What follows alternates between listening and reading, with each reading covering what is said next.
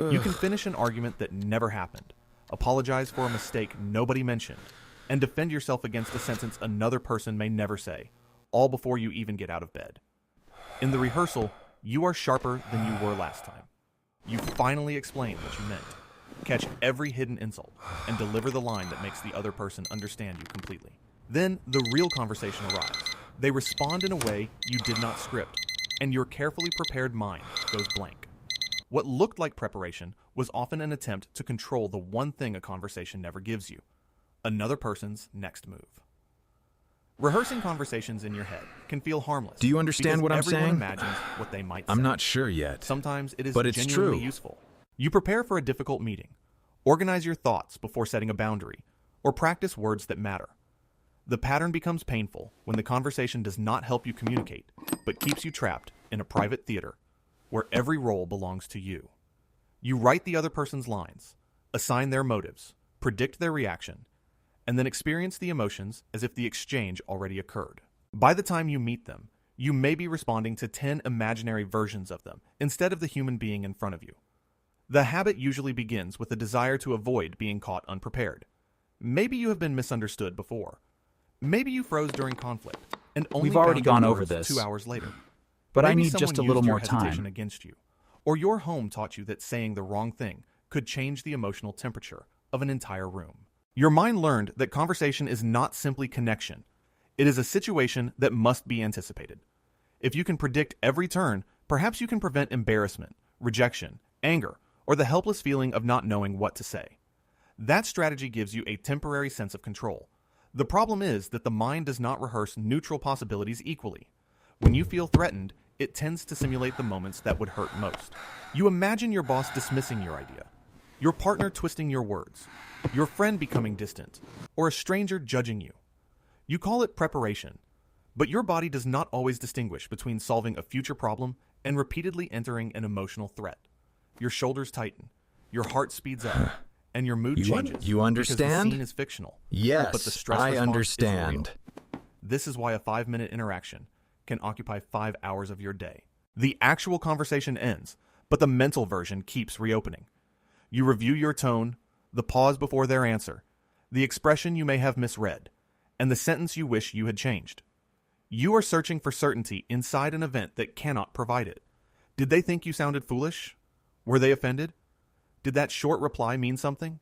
Because another person's inner world is inaccessible, your mind produces explanations, and anxiety usually hires itself as the writer. The rehearsal can also protect your identity. In real conversation, you are spontaneous, imperfect, and vulnerable. You can miss a point or reveal that you care. In your head, you can become the ideal version of yourself. I just want to Calm, talk. funny, unbothered, No, persuasive, not after morally last time. correct.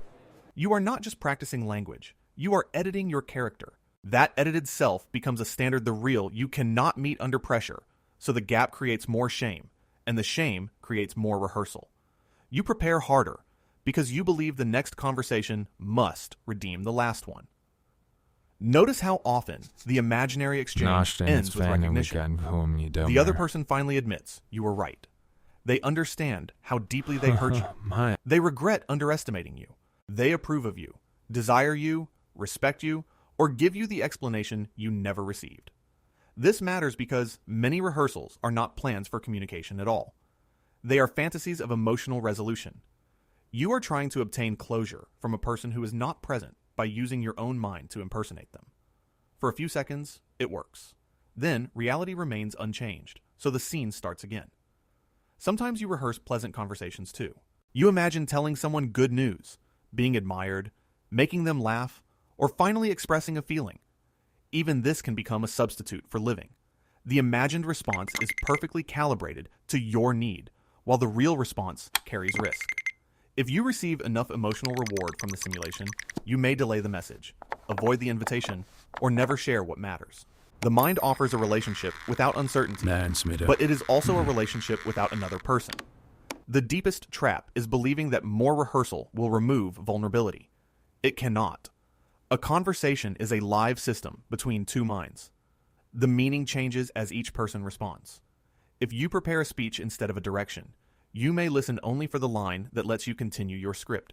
You miss new information, Become rigid when the I exchange have something changes, I need to and tell you. interpret surprise as danger. Oh. The preparation designed to make you communicate better Can we make just you less talk? present. You can tell whether rehearsal There's is helpful nothing by to talk asking what it about. produces. Useful rehearsal ends in clarity. I saw You know something the in main the point, woods. the boundary, the question, Oh? or the request. Rumination ends in multiplication. More branches, more imagined objections, more emotional intensity, and less willingness to act. Useful rehearsal makes the conversation simpler.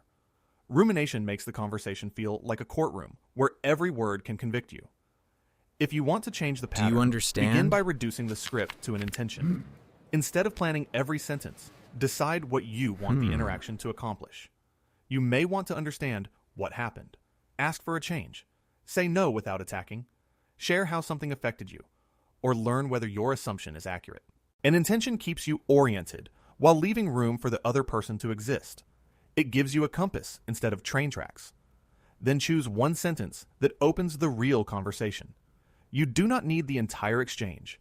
You need an honest entrance. Something from yesterday has been on your mind, and you want to check how they saw it. You need to talk about the deadline because the current plan is not workable. You noticed yourself making assumptions and would rather ask directly. A good opening does not prove your case. It creates enough safety and specificity for reality to answer. You also need a way to survive not having the perfect response. You are allowed to pause. You can say that I you could need really a moment, use your help. that you are not sure how to answer, or that you want to I'm return not to sure the I believe conversation you. after thinking. This may sound obvious, but your rehearsal habit often rests on the belief that hesitation is weakness. It is not. A pause can be the moment you stop performing competence and begin choosing your words. The goal is not to look unshakable. It is to remain connected to what you mean. When you catch yourself replaying a past exchange, Do you understand? separate facts from story. The fact might be that they answered Not with 3 quite. words. The story might be that they are angry, bored, disappointed, You sure about or this? preparing to leave. I'm not sure The fact about might anything be anymore. that you stumbled over a sentence. The story might be that everyone noticed and now I sees you saw a as incompetent. sign. Your mind fuses the two, because a story resolves Where? uncertainty. Writing them separately reveals how much suffering comes from an interpretation that has not been tested. You can then decide whether the uncertainty deserves action. If the relationship matters and the question is answerable, ask. If the issue is minor and no action would help, practice letting the question remain open. This is the skill rehearsal has prevented you from learning. Uncertainty can exist without becoming an emergency. You do not have to solve every facial expression, delayed reply, or awkward pause. Some social information is incomplete, and your nervous system can learn that incomplete does not mean dangerous. For future conversations, try preparing in layers. First, write the one truth you need to express. Second, write the one thing you are afraid will happen. Third, decide what you will do if that fear occurs. If you are afraid they will become defensive, you can slow the conversation or return later. If you are afraid they will reject the request, you can decide what boundary follows. Once you know you can respond to the feared outcome, you no longer need to simulate 50 versions of it. Resilience reduces the need for prediction. There is a difference between being ready and being armored. Readiness allows you to hear something unexpected. Armor turns every unexpected sentence into an attack. If you enter a conversation determined to deliver the perfect performance, you will monitor yourself from the outside, how you sound, how your face looks, whether your words are impressive. That self-monitoring consumes the attention you need for listening. Try placing your attention on the actual person instead. What are they saying? What are they avoiding? And what question would make the exchange more truthful?